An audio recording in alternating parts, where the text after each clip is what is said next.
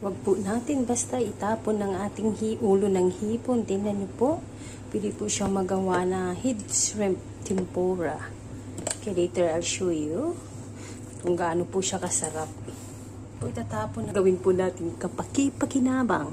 Gawin po natin siya ng salt, paprika, white pepper, onion powder, garlic powder.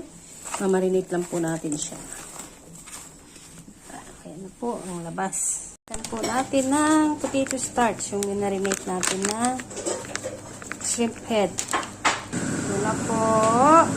Ready to fry. Ito po yung ating mantika. Ilalagay na po natin yung ating shrimp head. Ito po siya. Ito po ang ating shrimp tempura. Ito po.